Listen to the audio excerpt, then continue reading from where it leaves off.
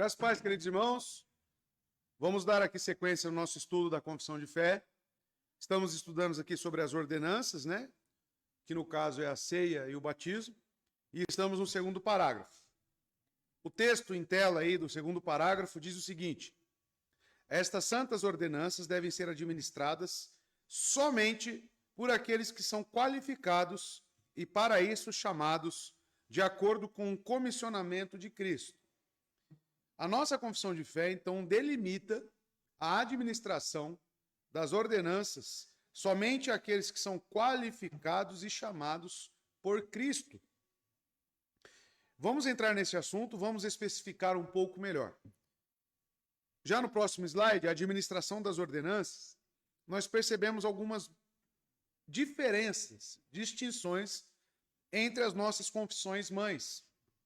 Aqui encontramos diferenças com a Confissão de Fé de Westminster e a Declaração de Savoia, bem como com a primeira Confissão de Londres de 1644. A primeira edição da nossa confissão, ela vai dizer o seguinte, né, abre aspas: as pessoas designadas por Cristo para que administrem esta ordenança, as Escrituras afirmam ser discípulos que pregam. Em nenhum lugar está vinculado a uma igreja particular, oficial, ou uma pessoa extraordinariamente estabelecida, sendo a comissão que inclui a administração dada a eles sob nenhuma outra consideração, senão enquanto considerados como discípulos, né? Então, a edição da Confissão de Fé de 1644, ela deixa isso aqui meio aberto, né? A administração por ser discípulos de quem pregam, né? Então, isso fica numa questão um pouco subjetiva. Precisamos definir melhor isso. No próximo slide, nós vemos a Confissão de Westminster e a Declaração de Savoia, que delimita ainda mais essa questão. E diz o seguinte: a Confissão de Westminster e a Declaração de Savoia dizem: a graça que é exibida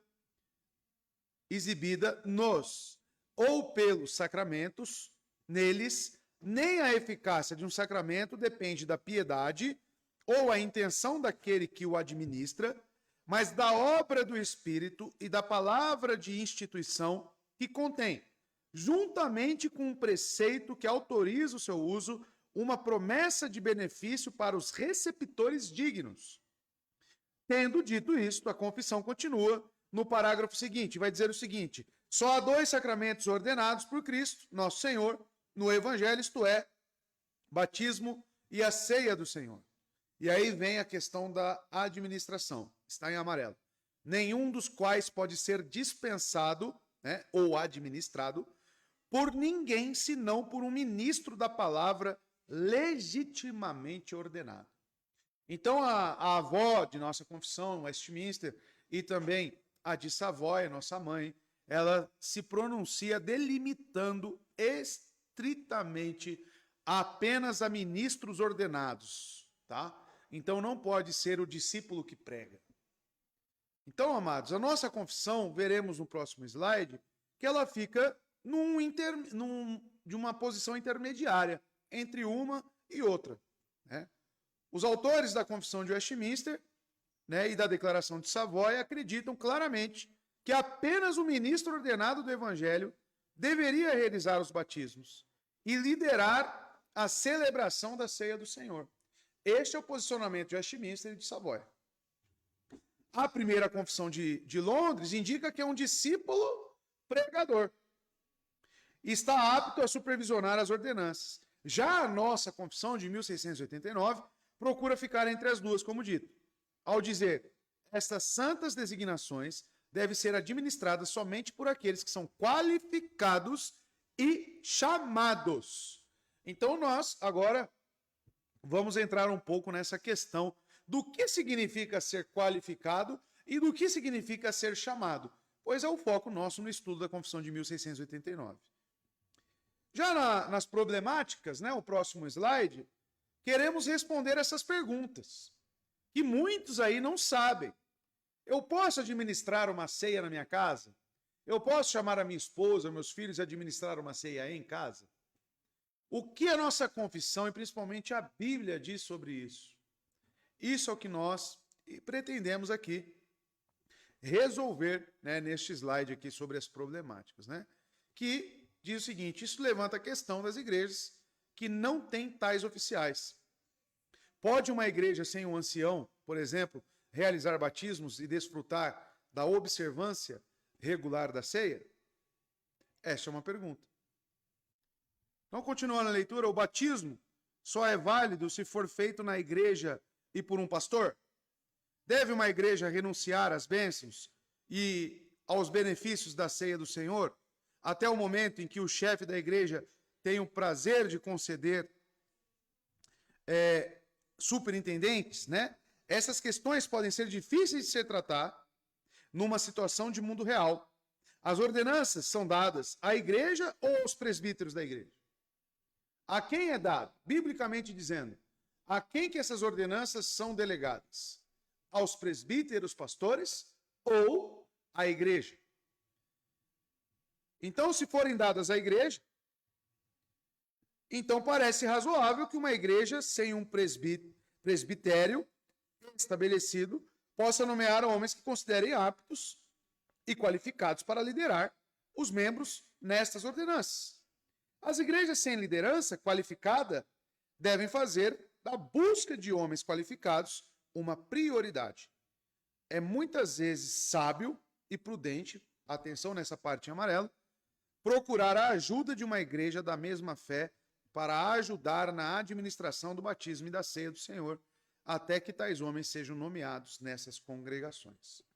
Como veremos, a instituição da ceia ela é dada à igreja. Então, nós precisamos definir o que compõe uma igreja, como já foi feito nos estudos anteriores. Então, sabendo que é mais prudente que as igrejas procurem auxílio de outras igrejas para esta administração. Mas, prioritariamente, como veremos as palavras de John Owen mais a seguir, é prioridade ter os ministros antes das ordenanças. Tá? Então, este é o ponto que nós temos que nos preocupar.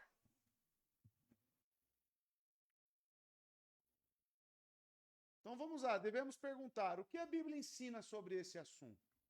Com base em que estamos falando? De acordo com a Bíblia, quem pode batizar e administrar a ceia do Senhor? Várias considerações nos ajudarão a definir biblicamente, que é o que interessa para nós, tá? A linguagem reconhecidamente indefinida da confissão. Tanto a confissão de 1689 como a confissão de Westminster citam um texto base. Se você olhar na sua confissão, vai citar 1 Coríntios capítulo 4, verso 1. Tá? Para apoiar a sua declaração. Trata-se da exortação de Paulo de que ele e os seus companheiros, servos de Cristo, no caso Apolo e Cefas, devem ser considerados como despenseiros do mistério de Deus, dos mistérios de Deus.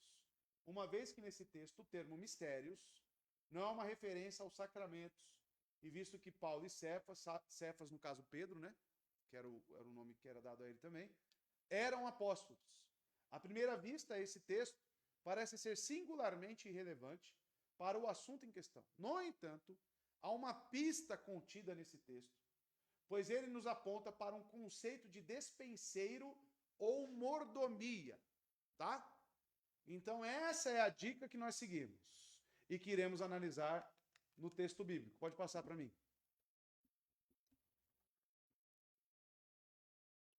1 Coríntios 4:1.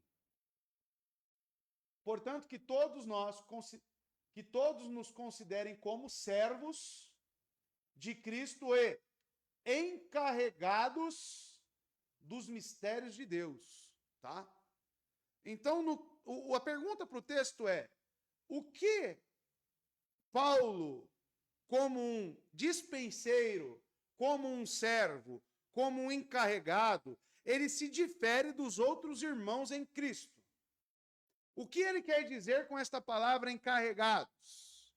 Servos. Os irmãos não são servos também? Paulo é servo? Os irmãos são encarregados? Ele é encarregado? Aonde que reside a diferença? tá?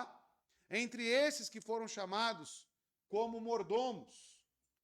Essa é a pista principal, tá? Gravem isso. Outros textos devem ser analisados. Samuel Waldron nos ajuda nessa questão no seu livro, nos seus comentários. Ele vai fazer uma análise de Mateus 24, 45 a 51 e também Lucas 12, 41 a 44, tá? Para iniciarmos aqui o nosso embasamento bíblico. Tanto Mateus 24 como Lucas 12 deixam claro que nem todos os servos de Deus são despenseiros, tá? Que têm a autoridade e a responsabilidade de dar aos outros servos de Deus seu alimento no tempo apropriado, como nós veremos mais para frente. Isso é paralelo à suposição de 1 Coríntios 4:1, porque aparece o termo dispenseiro, né? Ou encarregado. Entretanto, os presbíteros ordinários são despenseiros de Deus? A resposta é sim, tá? Tito 1,7 usa a mesma palavra utilizada em Lucas 12, 42, para descrever o despenseiro. O verso 5 usa a própria palavra empregada em Mateus 24, 45 e Lucas 12, 42. E Tito 1,7 fala sobre o quê?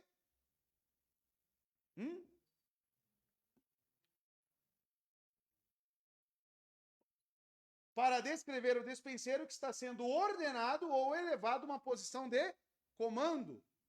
A ocorrência dessas duas palavras nesse contexto deixa claro que Paulo, ao dar essas indicações de Tito 1, 5 a 7, tinha o que em mente, Paulo, quando escreve Tito 1, do 5 a 7? Lucas 12, 42 em mente. São os despenseiros de Deus que têm a autoridade para dar aos servos dele o seu alimento espiritual. Quem pode ler para a gente aí Tito 1, verso 5 a 7? Deixa eu ver só se eu não coloquei aqui. Ah, eu coloquei aqui, irmãos, não precisa, tá? Já está no próximo slide. Então, mais uma vez, que o batismo e a ceia do Senhor são símbolos visíveis desse alimento espiritual e desse mistério, é prerrogativa de despenseiros de Deus supervisionar e alimentar essas ordenanças. Então, é da responsabilidade espiritual dos despenseiros espirituais, que sejam os pastores, administrá-la, tá bom? Então vamos lá, vamos analisar. Primeiramente, Lucas 12, 41 a 43. Quem é, pois, o servo fiel e sensato, a quem o Senhor encarrega, tá? Dos de sua casa para lhes dar alimento no tempo devido. Isso aqui é Mateus, né? 24, 45. Agora Lucas 12. Pedro perguntou, Senhor, estás contando essa parábola para nós ou para todos? O Senhor respondeu, quem é, pois, o administrador fiel e sensato, administrador, tá? A quem seu Senhor, de novo a palavra, encarrega, tá? Dos seus servos para lhes dar sua porção de alimento no tempo devido. Feliz o servo a quem o Senhor encontrar fazendo assim quando voltar. Cristo respondeu a pergunta de Pedro? Sim ou não? Sim. Quem falou não? Respondeu. Pedro pergunta, Senhor, está contando esta parábola para nós ou para todos? O Senhor respondeu, quem é? Ele responde com outra pergunta, né? Quem é, pois, o administrador fiel e sensato, a quem seu Senhor encarrega dos seus servos? Quem que recebe a função de supervisionar, de alimentar, de suprir os servos de Cristo? Logo, os apóstolos, tá? Para lhes dar a porção de alimento no tempo devido.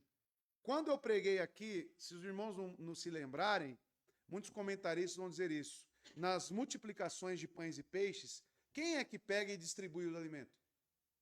Os pães e os peixes? Os apóstolos. E naquilo, muitos comentaristas vão dizer, por quê? Porque eles eram incumbidos, e Cristo estava ali, de certa forma, preparando eles sobre a responsabilidade de fornecer o alimento sobre todo o povo. Tá? Então, este encarregado É para todos. Não significa que é para todo mundo, tá? Esses encarregados são servos escolhidos, chamados por Cristo, tá? Tito 1, do 4 a 7, como tínhamos visto, né? A Tito, meu verdadeiro filho, em nossa fé comum, graça e paz, da parte de Deus, Pai e de Cristo Jesus, nosso Salvador. A razão de tê-lo deixado em Creta foi para que você, olha só, pusesse em ordem o que ainda faltava. E o que faltava? E constituísse presbíteros em cada cidade, tá? Como eu o instruí. É preciso que o presbítero, aí vai falar das qualificações, tá? Do presbítero. Seja irrepreensível, marido de uma só mulher, que tenha filhos crentes, que não seja acusados de libertinagem ou de insubmissão, por ser, olha a palavrinha lá, encarregado da obra de Deus. Exegese é tudo, irmãos, na vida do crente, tá? As palavras que são cunhadas dos evangelhos, aplicadas nas cartas de Paulo, tudo isso tem uma origem, tá? Muitas das cartas de Paulo, ele escreveu, 1 Coríntios 7, né? Isso digo eu, não o Senhor, quando ele fala sobre o casamento. Ele está falando do quê? De Mateus, capítulo 19. Porque Cristo trata dos casamentos apenas entre crentes. E não fala dos casamentos mistos. E aí ele fala, tendo Mateus 19 em mente. Aqui não é diferente, tá? Por ser encarregado da obra de Deus, é necessário que o bispo seja irrepreensível, não orgulhoso, não briguento, não apegado ao vinho, não violento, nem ávido por lucro desonesto, tá? Tito 1. Então isso já dá uma pista sobre quem deve administrar a ceia do Senhor, tá? Outra coisa, a grande comissão. A grande comissão é dada a todo crente? Pergunta. É para todo crente? Qual que é o contexto de Mateus 28? E ele diz para quem? Os apóstolos, tá? Não significa que nós não temos uma incumbência de pregar o evangelho. Mas a grande comissão, especificamente, respeitando o contexto, é dado aos apóstolos. E diga-se de passagem os 11, porque nem Judas já estava no contexto ali. Tá? Então vamos ver. Uma segunda consideração é esta. Onde encontramos a autoridade básica para batizar? Na grande comissão. Ok? Nossos dias são marcados por uma interpretação tão superficial da grande comissão que nem sequer conseguimos fazer certas perguntas-chave a respeito dela. Uma dessas perguntas-chave é: a quem a grande comissão foi dirigida? Isso é uma pergunta crucial, tá? A resposta a essa pergunta assumida pela maioria dos pregadores e missionários de hoje é que ela foi dirigida a todos os cristãos. Contudo, a grande comissão não é dirigida a cada cristão individualmente. Não. Ela é relevante para todo cristão individualmente, mas não é dirigida a cada cristão individual. Tá? Os 4 relatos paralelos dessa comissão na Bíblia deixam muito claro que ela foi dirigida aos apóstolos de Cristo. Tá? Mateus 28, 16 a 20, Marcos 16, 14 a 18 e Lucas 24, 45 a 49 e também Atos, como já vimos, capítulo 1, verso 1 a 18. Tá bom? Isso não significa que a grande comissão tenha sido dada apenas aos apóstolos, né? O âmbito da grande comissão compreende todas as nações e até a consumação dos séculos, como vimos no primeiro parágrafo, tá? Uma vez que os apóstolos não completaram a grande comissão e que eles já morreram, correto? Tem um caráter, né, até Cristo voltar, o batismo, e é para todas as nações. Os apóstolos foram em todas as nações? Já pregaram, né, até Cristo voltar? E eles já morreram? Ou seja, e aí, acabou a grande comissão? Então, calma, jovem mancebo. A grande comissão, e que eles já morreram, os apóstolos, podemos assumir que ela continua a ser relevante para a igreja de hoje. Tá? Com os despenseiros. Quando eu penso em ordens dadas aos apóstolos, o que eu tenho que assimilar para uma aplicação atual nossa hoje em dia? Quando eu penso em apóstolos, eu penso lá em Efésios capítulo 2.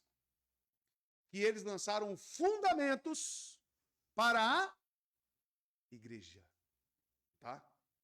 Então eu penso que ordens dadas aos apóstolos são comissionamentos dados à igreja.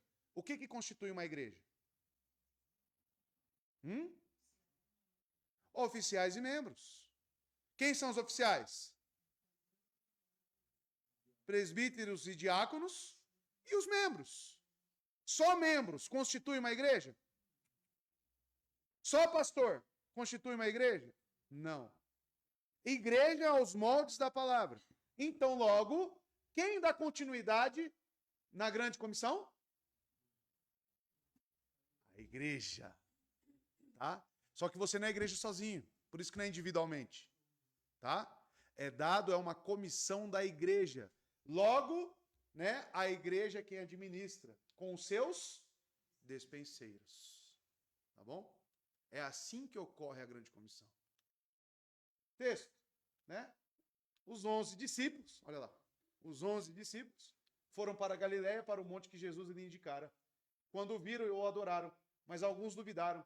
Então Jesus aproximou-se deles e disse: foi-me dada toda a autoridade no céu e na terra. Portanto, vão e façam discípulos de todas as nações, batizando-os em nome do Pai, do Filho e do Espírito Santo, ensinando-os a obedecer a tudo que lhes ordenei, e eu estarei sempre com vocês até o fim dos tempos. Tá?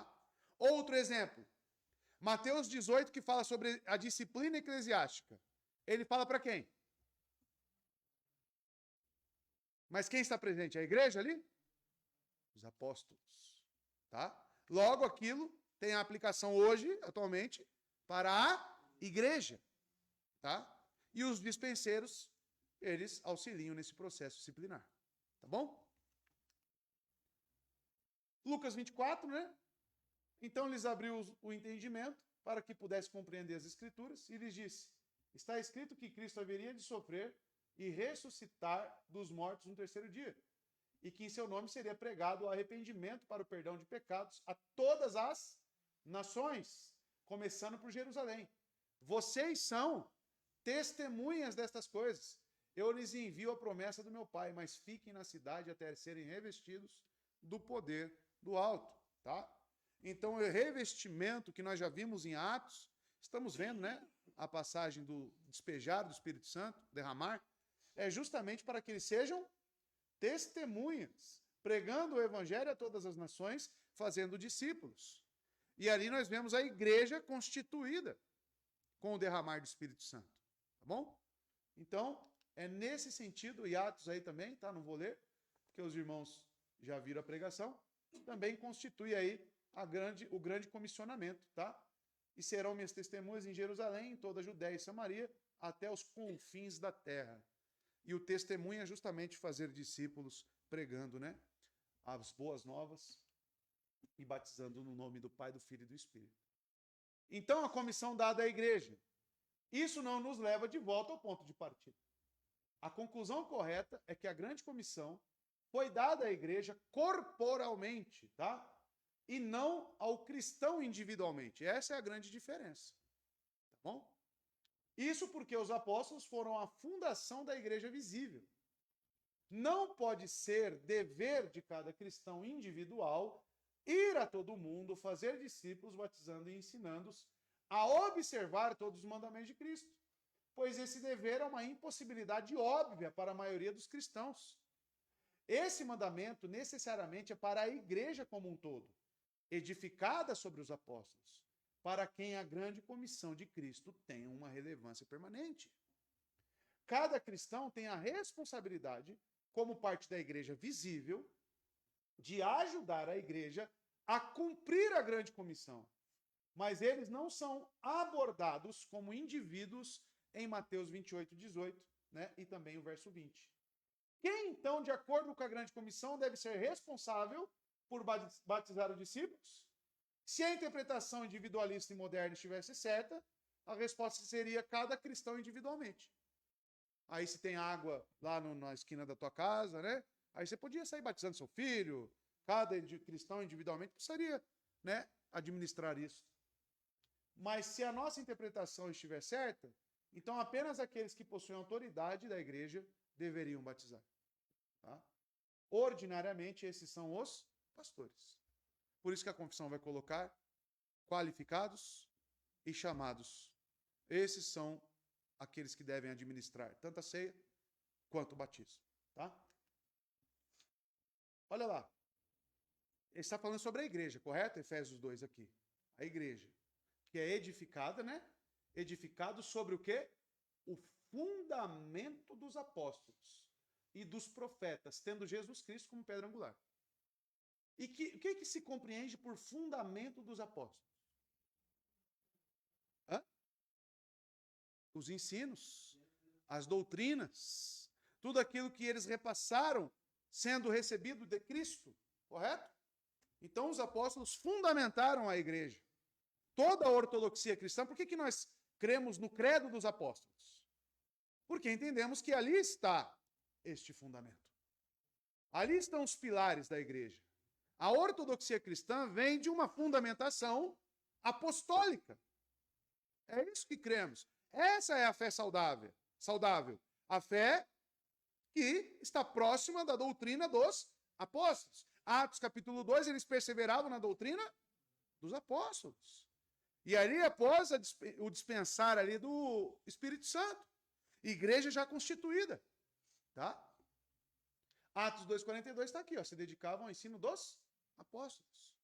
E eles receberam a grande comissão? Então eles morrem, e quem dá continuidade? A igreja. Tá? A igreja. Então, terceiro ponto.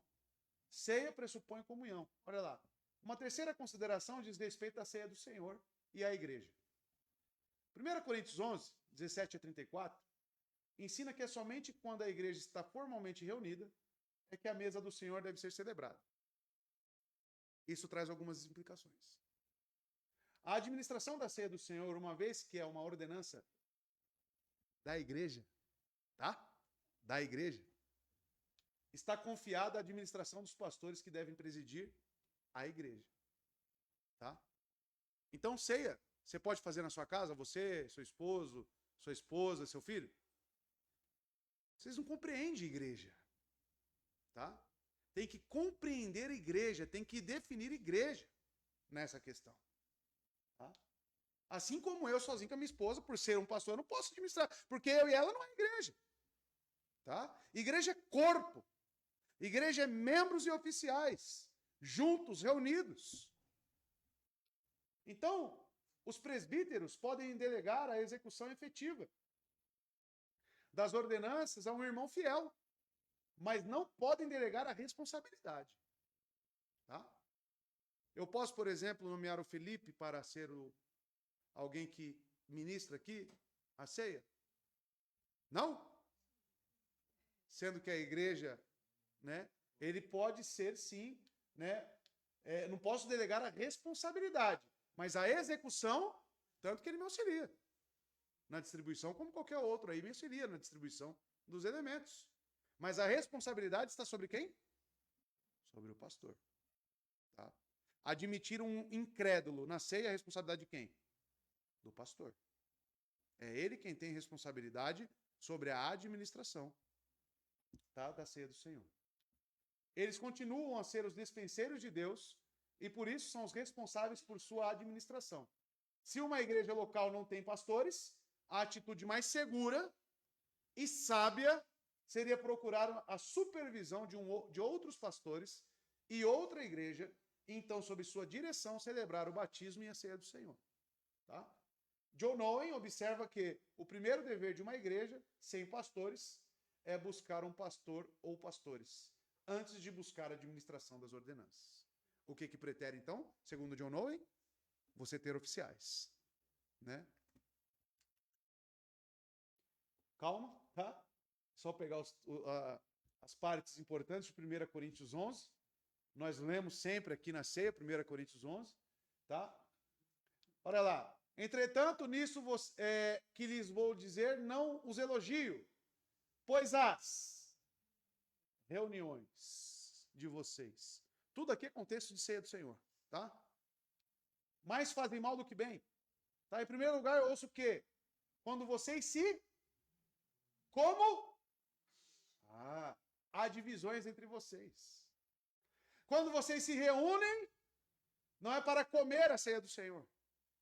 Então, o que se pressupõe aqui do texto? Que ceia está para comunhão, está para a reunião dos santos. Tá? Olha lá, aí pela forma que eles estão fazendo lá, né? Um não espera o outro, não está tendo comunhão, está tendo problemas de comunhão. Ele fala, ou desprezam a atitude deles despreza a igreja de Deus. Além disso, humilham os que nada têm. Tá? Pois recebi do Senhor o que também lhes entreguei. Doutrina, fundamento dos... Porque o que recebi do Senhor, vos também entreguei. Tá? Então ele está repassando os ensinos de Cristo. E aí ele administra a ceia, tá? E no final ele dá uma exortação sobre aqueles que estão tomando a ceia indignamente, que ele considera como pecar contra o corpo e o sangue de Cristo, tá bom? Isso é dito na palavra de Deus. Então, reunião, igreja, é o que está para a ceia do Senhor, tá? E acabou. Então, voltando lá no parágrafo. Aqui. Estas santas ordenanças devem ser administradas, os encarregados, os despenseiros, né? Somente por aqueles que são qualificados por quem? Quem realiza essa análise para saber se eles são qualificados? A igreja. E para isso, quem chama? O próprio Cristo, tá? De acordo com o comissionamento de Cristo. Então é isso que normatiza a nossa confissão sobre a administração das ordenanças, tanto o batismo quanto a ceia do Senhor. Dúvidas, perguntas? Hoje foi rápido, hein? Tranquilo? E aí, Laura? Certo? Alguém pensava diferente? Podia ser administrado por outro? Podia fazer ceia em casa? Quem pensava que podia fazer ceia em casa? Distribuir o suco lá, o pãozinho, cortar, né, Fábio? Pega o pão francês na padaria lá, corta, né? Passa uma manteiguinha, né? E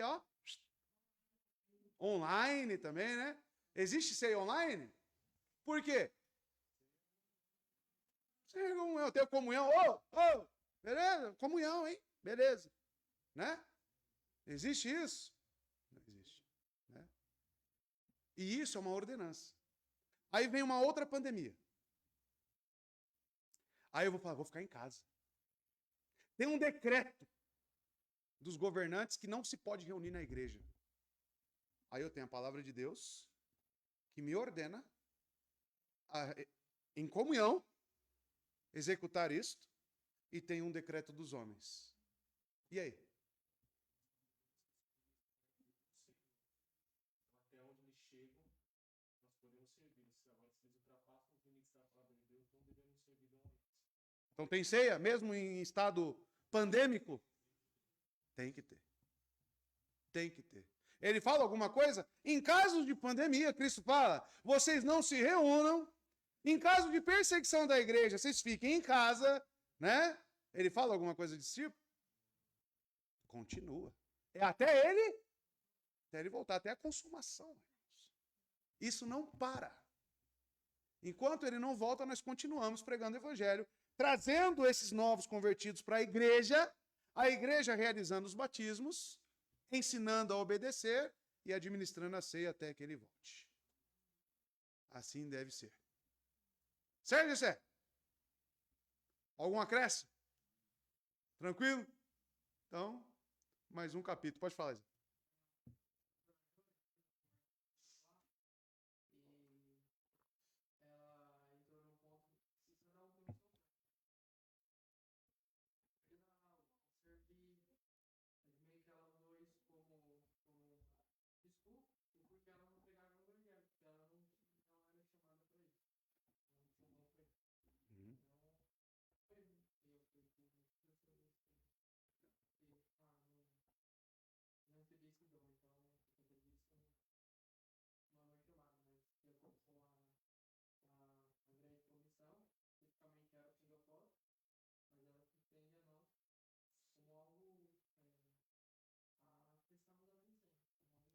esperem em Jerusalém até serem revestidos do poder que vem do alto, para serem minhas.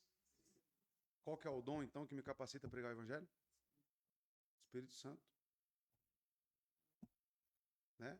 E não é porque o batismo, a grande comissão é direcionada fundamentalmente para a igreja, vou bater nessa tecla para enfatizar bem, que não significa que você está, né, isento de responsabilidade de anunciar tamanha obra na sua vida de salvação. Tá? O único ponto é que para fazer discípulo e batizar em nome do Pai, do Filho e do Espírito Santo, é necessário ser inserido numa igreja. Isso não é uma obra individual, tá? De um crente. Você prega as boas novas. Como a mulher samaritana fez, João 4, anunciou Cristo, tá? Mas após anunciar Cristo, tem o porém, tem o após, né? Aquele folheto do Paul Washer lá, do Defesa do Evangelho, ele fala sobre a obra da justificação, redenção, e depois ele tem um capítulo sobre a igreja, sobre a importância da igreja, tá? Porque essa pessoa vai precisar ser batizada e ser inserida no corpo, na comunhão dos santos, tá? Anunciando visivelmente a sua fé. E aí ela vai precisar de ser pastoreada, de se sujeitar a um pastor, né? Tudo isso faz parte da vida do cristão. Tá? Então, temos que tomar cuidado, porque hoje o pensamento dentro das igrejas é totalmente individualista. Eu posso ceiar na minha casa, tá? Eu posso fazer batismo na minha casa, né? Ou seja, a igreja é totalmente descartável, é totalmente negligenciada. Isso é um grande erro. Tá? Se nós estamos sobre o fundamento dos apóstolos, e os apóstolos escreveram cartas para as igrejas, tá bom? Logo, eu não sou igreja sozinho. Para com esse pensamento. Eu sou a igreja. Isso não existe. Isso não existe. Então você é pastor, diácono e todos os membros de um só. Isso aí tem outro nome. Isso aí é posse demoníaca. É uma legião de demônios que está dentro de você. Mais de um, né? Como é que eu posso ser igreja sozinho? Isso não existe. Tá bom? Então, que nós reordenemos os nossos pensamentos à luz da palavra de Deus. Tá bom?